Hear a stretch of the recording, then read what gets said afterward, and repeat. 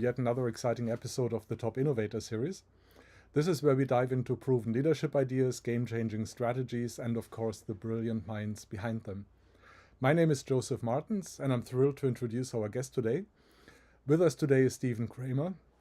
Steven is the CIO of Newbridge Business Solutions, a company in the contact center industry. Before that, he held various tech executive roles for Verizon Business Markets and UPS, and we're thrilled to have him with us today. Steven, it's a pleasure to have you here today. Thank you, Joseph. I appreciate your time today. Steven, the topic is leadership, and you're clearly successful in your journey. We'd love to hear what you think are the reasons for that success. So when you reflect on your journey, what do you think are some of the secret ingredients that got you to where you are today? Well, I would say that I've leaned on the expertise, knowledge, guidance, and counseling of some very influential people in my life through UPS as well as Verizon. I counsel people that if they want to be successful in business, they need to understand the business that they're in, which many people seem to be perceive that to be logical, but they don't really understand that concept per se. And so I've been blessed to spend 20 years in corporate America at two very great companies that provided the opportunity for me to hone my skills, not only from a business perspective, but also from a relationship and management perspective as well. And I think that's important for people to be successful in their own company, as well as other companies, to learn the three-legged stool: people, processes, and technology. And if you understand those, you've been trained and developed in those three, you have the opportunity to be successful. You mentioned the importance of looking at the whole business and not just technology. Is this something that was always clear to you, or was there an aha moment or a discovery or a change for you that allowed you or that made you shift over to looking at the whole business? Well, I had that perception midway in my career. I worked at UPS for almost 10 years, and then Verizon 10 years, and here at Newbridge, for over 10 years. And in the UPS organization, I learned management skills and people management. And it was a wonderful organization that provided me skill sets that you could only learn in very select industries or organizations. When I went to Verizon, I learned the technology in that industry in particular, but also the other technologies that integrate with that technology as well. And so going back to people, processes, and technology, I learned people's management, process management at UPS, technology at Verizon, and then here with Newbridge, we're able to take those three to manage our company in a forward-thinking methodology and support our clients in a way that helps them understand how to be more successful, managing the processes that they have and the technology they have. Yeah, got it. You mentioned up front that one of the ingredients was the guidance, the advice that you received from others. Talk a bit more about that.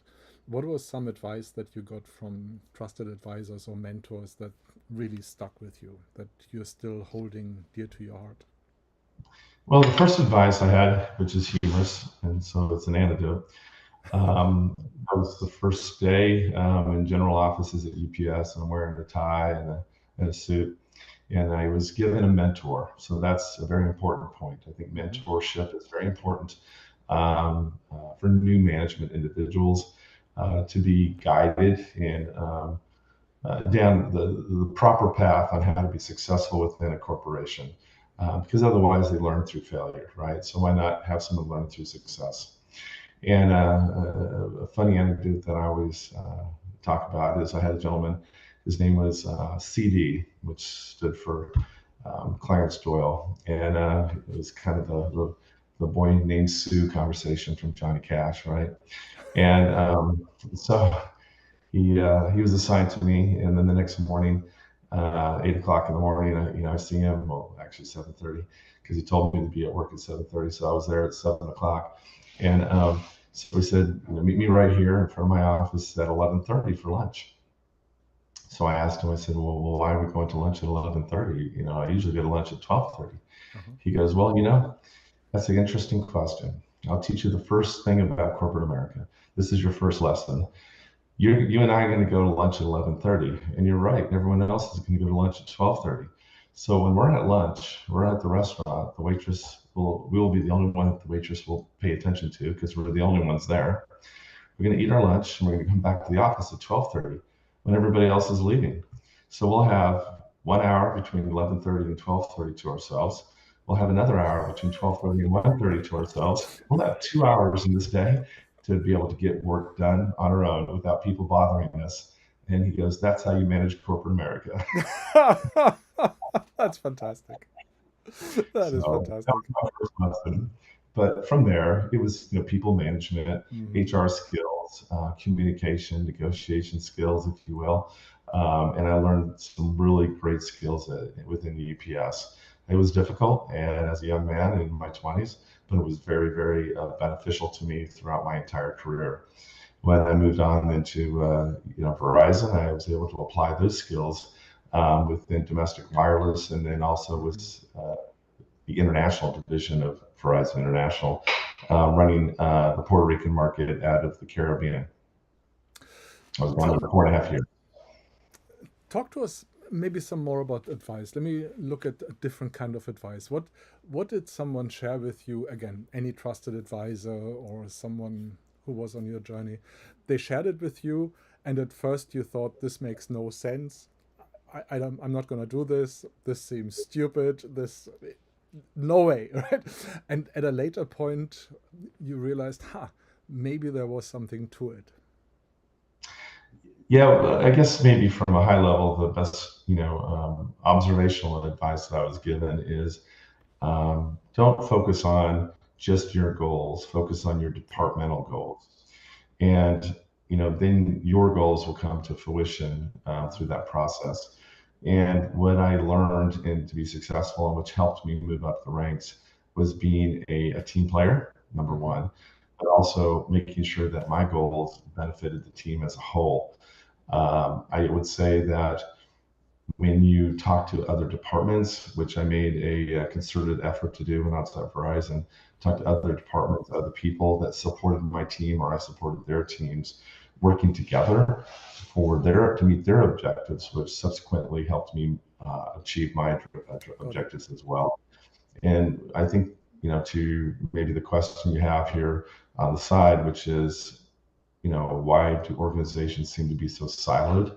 They're siloed because they focus on their objectives only, as opposed to the team, the company, however you want to phrase that objectives. And that's one of the things that I always try to focus on to the best of our ability within our departments. And what we found is that overall the company benefited greatly from that perspective. Yep, got it. Think back to a moment where you were surprised in your leadership journey, where something you expected something to happen, you thought you knew how something would play out or how a situation would unfold, and it ended up being a complete surprise. Talk about a leadership situation like that.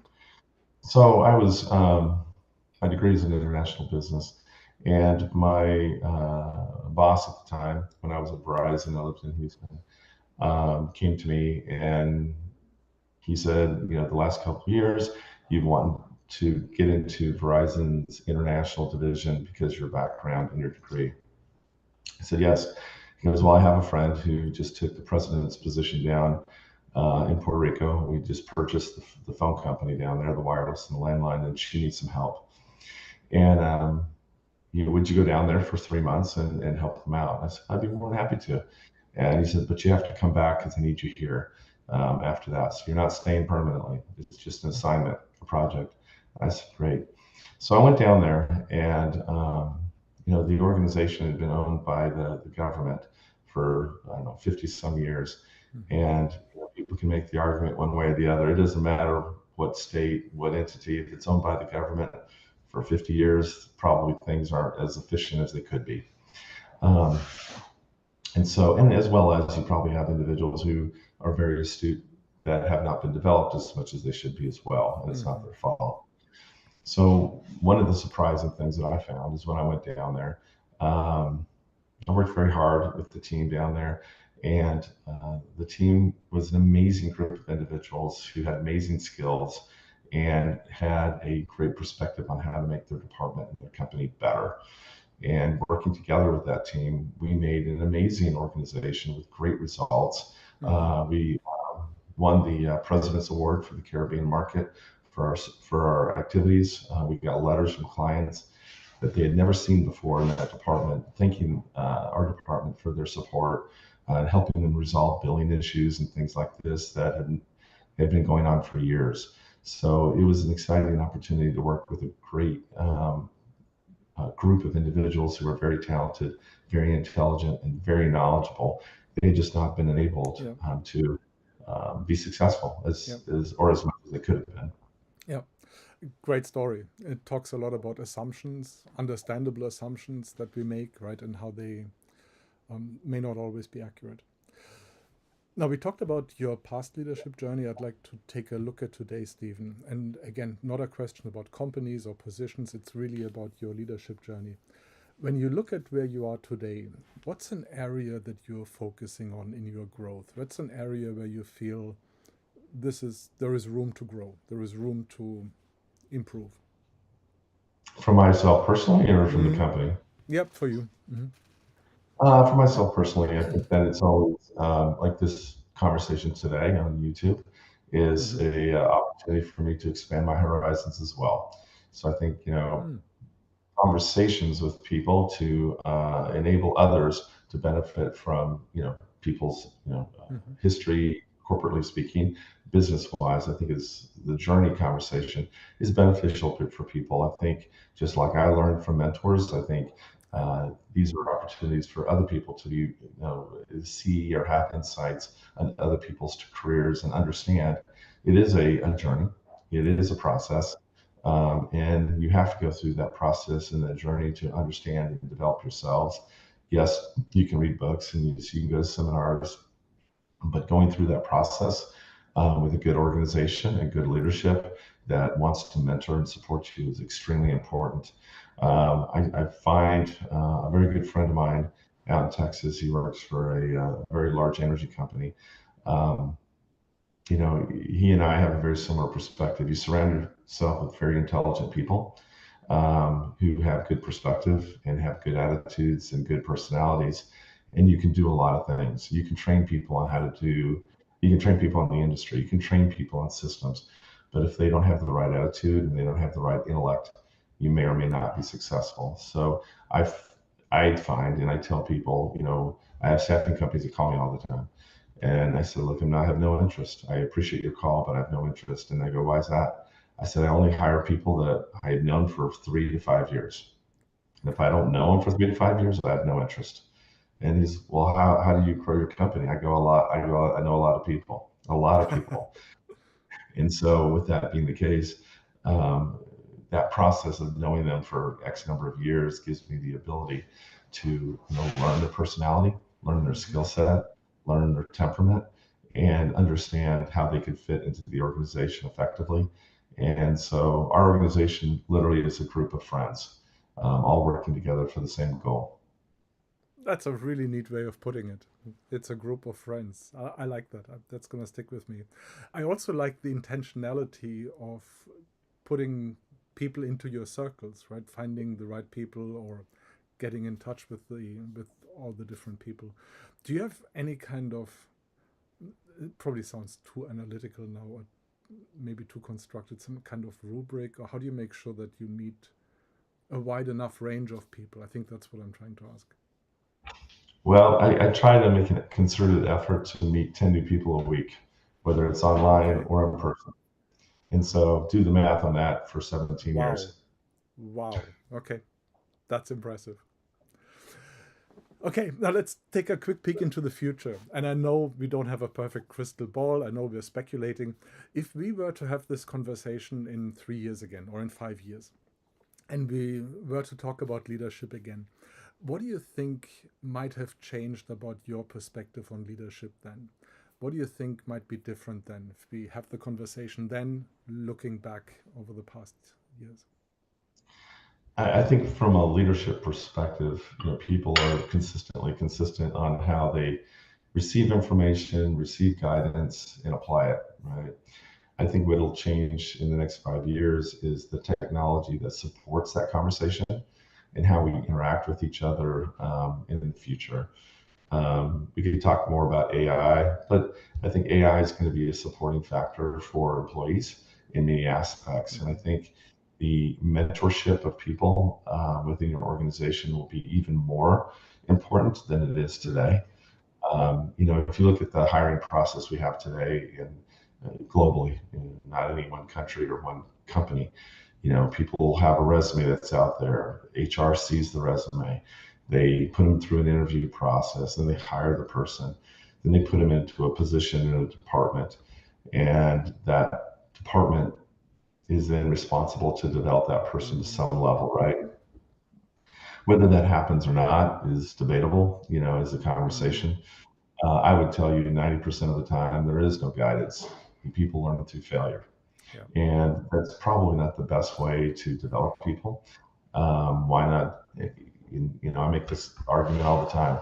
If you look at the military in this country and other countries, go back to Napoleon.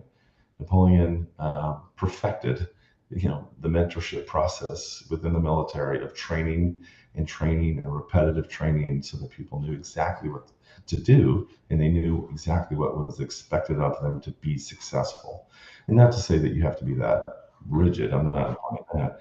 But unless people have knowledge, you hire people out of college. They went through 4 years of college. They hit corporate America. It's a completely different world for these folks, right? You have people that are in different organizations. I was at UPS and went to Verizon. UPS is extremely structured organization, extremely structured. I went to Verizon, not so much. It was a different environment. It wasn't good or bad. It was just different, very, very different. For me, coming from a structured environment into a less structured environment, it gave me tremendous opportunity to be successful because I had skill sets that I had learned that folks in that organization did not have the opportunity to learn. And so I learned through success and they were learning through failure. And so because I had learned through success, I knew what to do to be successful. I had a plan. I had objectives that were given to me, but I knew how to put structure around those objectives to enable me to be successful. And they didn't have that. And as a result, I was able to be more successful than others. Got it. Interesting analogy with Napoleon. I've got to look that up. I've never heard that analogy being made. Let me ask you one last question, Steven, and then we'll land the plane here. Think for a moment of peers that you have in your organization, other organizations. Think of other tech leaders. Now, let's imagine you have a magic wand and you could change something about the way many leaders lead. You could somehow magically change something that happens in leadership today. What would that be? The first thing I would abolish is communication via email. Email is not a communication channel. Okay. It's a notification channel, maybe a documentation channel, but it has been it has become a communication channel for folks that are lazy and don't want to have a conversation with people. And so, email is good, don't get me wrong, but it's not a communication channel. It is not a communication channel for your peers, your employees. It is really a documentation process to confirm, one-to-one or group conversations is what it is, so that you can negotiate what you want, and then you can document the agreement that the team or individuals had, and you can move forward with that documentation process. What I find is that people tend to use email for communications, and then they wonder why they don't get out of the circumstances that they would expect. It's because they haven't taken the time to have a conversation. And when you take the time to have a conversation, not only do you have the ability to negotiate what your needs are, but other people have the opportunity to negotiate what their needs are in the conversation. And then from there, you can come to a resolution of what's agreeable amongst the two parties. And then you document in an email of this is what our plan is moving forward. I would say that email is probably more of a project plan support tool, if you will, as opposed to anything else. But that's what I would change. Yeah, I like it. When you mentioned it first, I first thought that a lot gets lost or misunderstood in email, and I really like the idea that negotiation doesn't happen, or it's more difficult in email. Yeah. That we're more likely to either say yes or no instead of really wrestling with a topic. Yes. And just for clarification, for anyone out there who's wondering, right, Steven is not proposing Slack as the alternative. At least that's not how I heard it now. No, I'm not. Yeah. An actual phone call or an actual meeting. That's what I thought. Just thought because, yeah. Steven, it's been an absolute pleasure having you on the show here. What will stick with me, many things will stick with me, but one of the highlights was that the company is a group of friends. I thought that was a really, really nice way of framing the organization and building the organization in the first place. Thank you so much, Steven. Thank you so much, Joseph. I appreciate your time today. For everyone else out there, please remember to like, share, and subscribe. And most importantly, join us again for our next podcast. And until then, make sure to keep your brain cells active.